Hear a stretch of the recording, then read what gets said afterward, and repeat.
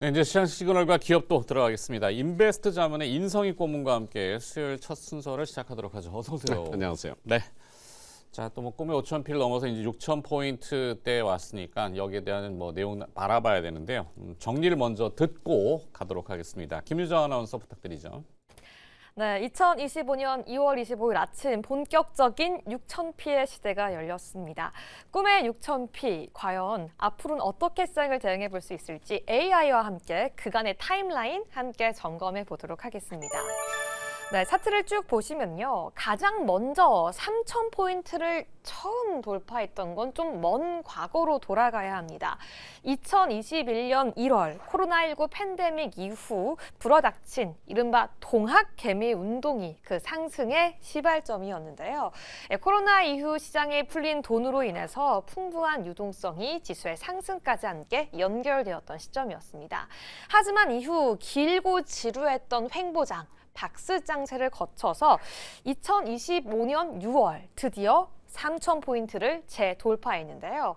시장은 이게 빠르게 오르는 국내 증시 상승장의 그 시작이었다라고 표현하고 있습니다.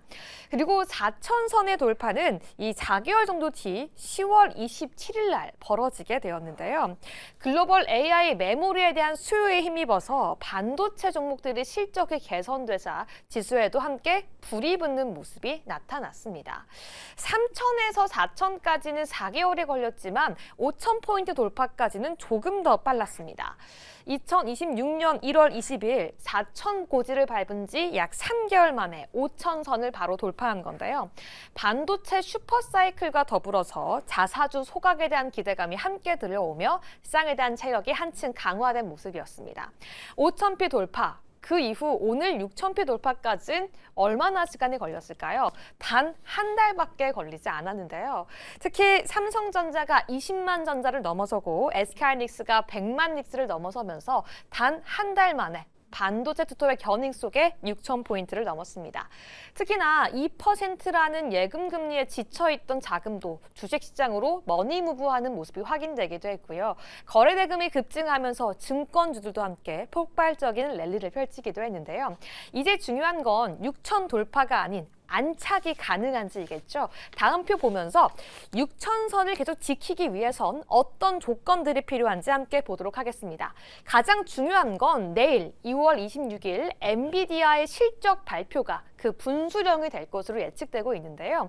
한 가지 긍정적이고 희망적인 건 우리 기업들이 아직은 체력이 강하다는 겁니다. EPS가 140% 넘어서긴 했지만 여전히 기업들의 PER이 10배에서 12배이기 때문에 아직 돈은 훨씬 잘 버는데 이 주가는 저평가가 되어 있다라고 시장은 판단하고 있는 거죠. 물론 경계해야 할 부분도 있습니다. 대차잔고가 150조 원 돌파하면서 시장에서 하락에 베팅하려는 움직임이 함께 상승하고 있기도 하고요. 또 시장의 공포지수와 지수가 함께 상승하고 있기 때문에 시장의 과열 신호로 해석되고 있기도 합니다. 하지만 이번 주 긍정적인 돈의 흐름이 함께 확인되고 있기도 하는데요. 그동안은 반도체 섹터 위주로 상승했다면 이제는 자동차, 조선, 그 외 섹터까지 시장에 자금이 함께 이동하기도 하면서 실제 상법 개정안 이후 주주 환원까지 이어진다면 이제 6,000선은 꿈의 6,000피가 아닌 시장의 정말 안정적인 바닥이 될 수 있지도 않을까라고 시장도 기대하고 있습니다. 과연 6,000피 돌파, 그 이후 어떻게 저희가 시장 대응할 수 있을지 지금 바로 함께 알아보시죠. 자, 6,000포인트. 좀 빠른 감은 없지 않아 있습니다만 일단 왔습니다. 왔으니까 그 다음 시선은 다시 위를 바라보게 되는 거죠. 국내 증권사에서 7,000포인트 KB증권인가요? 7,500인가?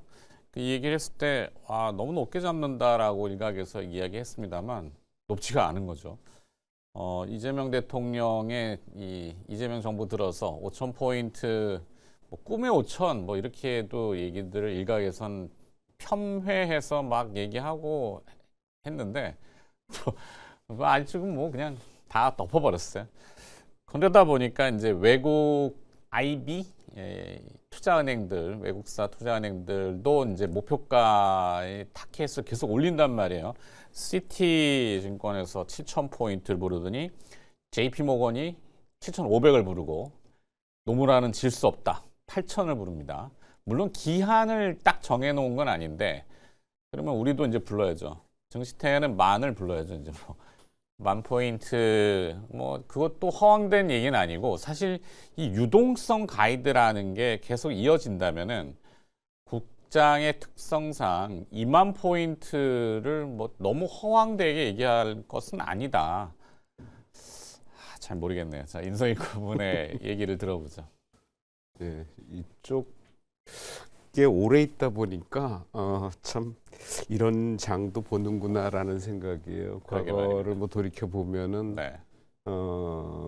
진짜 그 2000년 이제 닷컴 닷컴 버블 버블 날 때 때. 직전이죠. 네. 직전 일어나면은 장이 이렇게 강할 수 있을까라는 그때는 뭐 상한가가 이제 10% 그렇죠. 제한돼 있을 때죠. 네. 그래서 그때도 그렇게 장이 강하게 올라갈 때 이런 장을 이런 장이 나타났을 왜냐하면 과거에 경험해 보지 못한 거기 때문에 그런 생각을 하고 뭐 시쳇말로 그런 예전에는 증권사의 이 전광판이라는 게 있었잖아요. 그쵸. 우리 저희 뒷화면처럼 시세를 막 하는 요즘은 뉴스에 이제 그런 게 안 나오고 유지하는데 그 비용이 들기 때문에 증권사마다 다 없애버렸는데 그 객장이라는 데 가면은 이제 어르신들 앉아서 커피도 드시고 주문지도 내고 뭐 이런 예전이 있었죠. 근데 그 닷컴 버블 때는 우스갯소리로는 씹던 껌 그래갖고 전광판 탁 던져서 딱 붙으면 그거 사면은 상한가. 네, 맞습니다. 이런 그런 것도 얘기도 있잖아요. 있었고,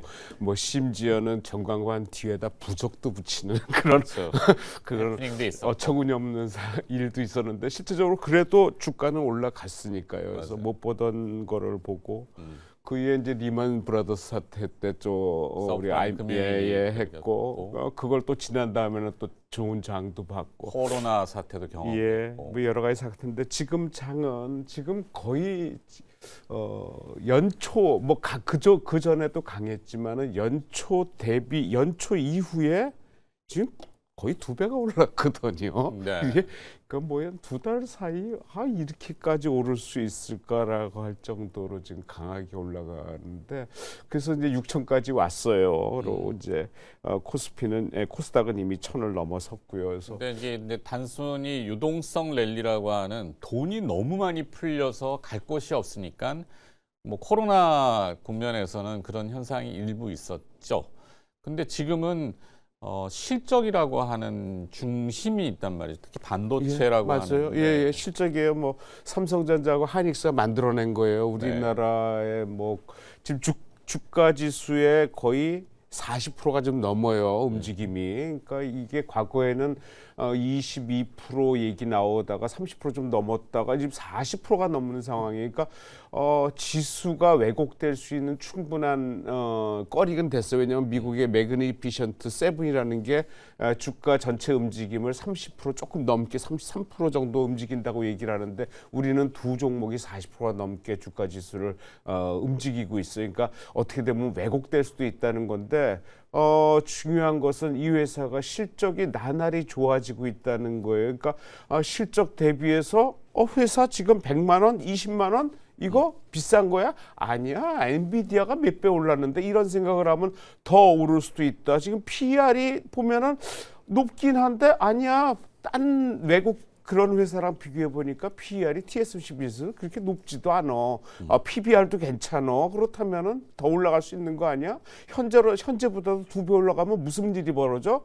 부서질 거 없어. 그냥 지수만 올라가는 거야. 우리나라 좋아지고 있자. 뭐 이런 생각으로 여러 가지 생각들이 지금 겹치다 보니까 지수를 방어하는 두 종목은 계속 버티고 있고 그리고 그 나머지의 지수에 부담됐을 때 옮겨지는 종목이나 섹터는 움직이고 있거든요. 그러니까 기존에 뭐 반도체가 계속 올라가는데 부담스러우면 원전, 방산, 전력, 조선 쪽으로 움직였다가 그것이 좀 많이 올라가면 그다음에 제약바이오, 금융, 토큰으로 왔다가 오늘 같은 경우는 이제 그동안 쉬었던 이제 로봇, 네. 자동차 쪽으로 또 움직이거든요. 그러니까 계속 이런 지수는 지수대로 움직이는 종목은 따로 있고 종목은 종목대로 순환되는 섹터가 따로 있고 하다 보니까 장이 쉴 틈이 없다. 그러니까 지수가 어느 틈에 이주왔는데 그 장이 쉴 틈이 오는데 자금은 어디 있느냐? 지금 예탁금이 지금 100조가 넘어 110조가 온다 그러잖아요. 왜냐하면 네.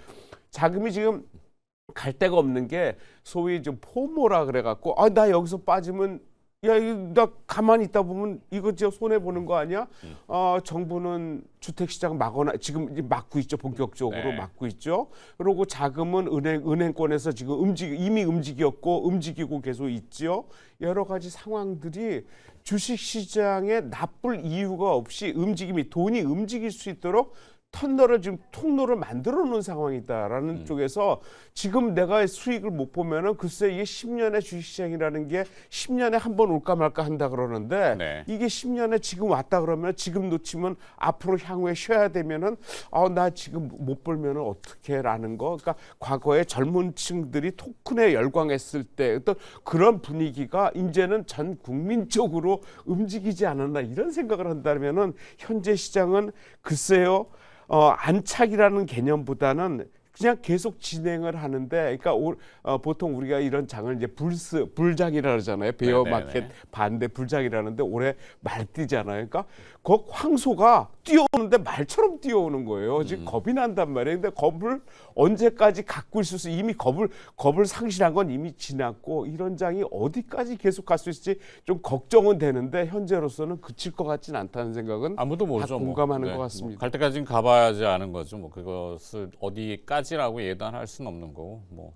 자, 그러면 이제 그 머니무브라는 표현, 아까 이제 뭐 부동산 사실 강한 부동산 정책이 있어요. 그거는 올바른 일이죠. 부동산이 계속 과열로 가면은 비생산적이고 상당히 그거는 금융의 뭐 패착을 안을 수밖에 없는 건 누구나 인지를 합니다만 이 대한민국의 특성이 조금 워낙 그 부동산 불패가 강한 인식을 가지고 있었던 거죠. 그래서 이 주식이라는 게 상당히 터부시되고 했던 게 이제 순환하는 정도의 순환기라고 보는데, 자, 결국에는 또 미국 주식과 국내 국장, 뭐 서학개미, 동학개미 이런 표현을 쓰잖아요.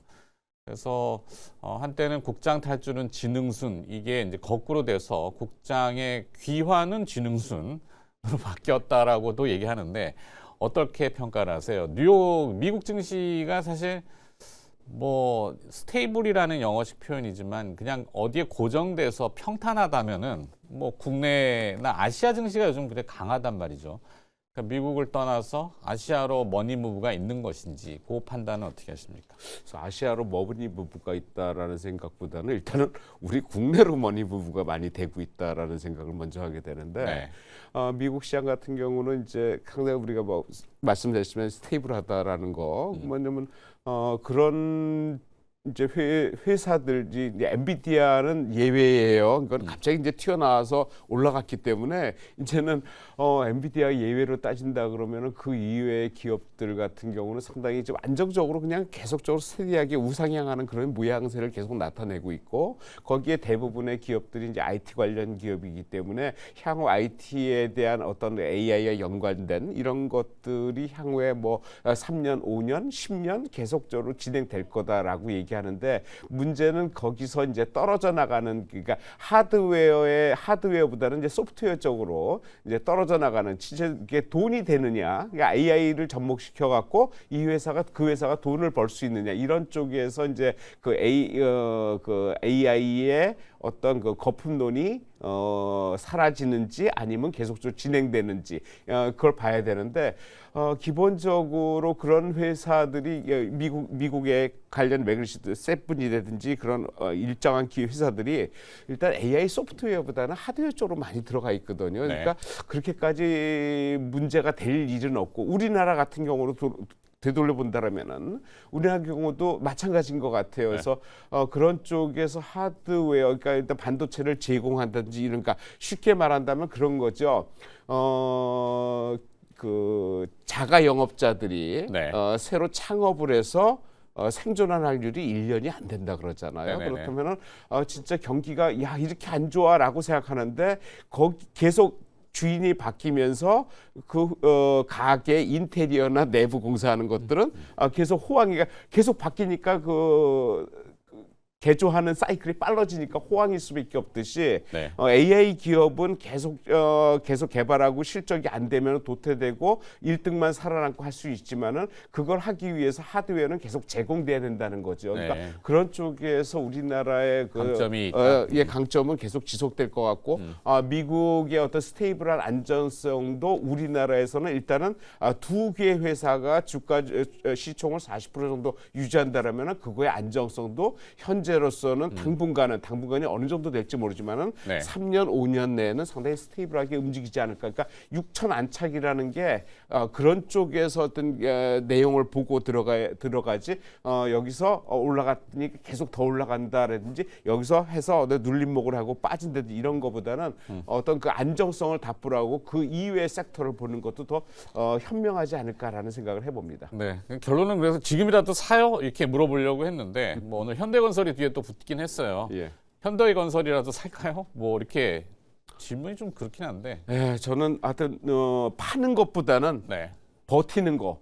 없다 그러면은 어떻게든 진입할 수 있는 경로를 만들어 주는 게 중요하다. 그러니까 발을 들여놔야지 여기서 뺄 필요는 없다라는 생각입니다. 네. 현대건설이 또 강한데 이것도 뭐 이유가 있겠죠. 원전인가요, 또? 네. 시간이 다 돼가지고 지수화대 얘기하다 보니까 끝나는데 뭐 그래도 끝으로 하실 말씀. 현대건설 뭐 현대건설 종목 나오긴 했으니까 현대건설은 글쎄요 사긴 사야 되는데 이게 이제 오늘 거래량이 좀 많아졌단 말이에요. 오늘 200만 주 오전장에 200만 주인데 아무래도 이 거래량 봐서는 아직은 버틸만하다라는 생각이니까 오늘 아마 단기적으로 좀 많이 해서 조정은 보일 것 같아 하지만은 그냥 빠질 건 아니다. 그러니까 단기 매매 국한 오늘 같은 경우는 일단 단기 매매 쪽으로 그러니까 매도 쪽이 좀 클 것 같아요. 근데 길게 봐서는 계속적으로 가는 장에 편승하지 않을까라는 생각입니다. 네. 인베스트 자문의 인성익 고문과 함께 6,000포인트에 대한 개괄적인 느낌과 전략 그리고 또 뭐 개요 뭐 몇 가지 하여튼 다뤄봤습니다. 오늘 도움 말씀 고맙습니다.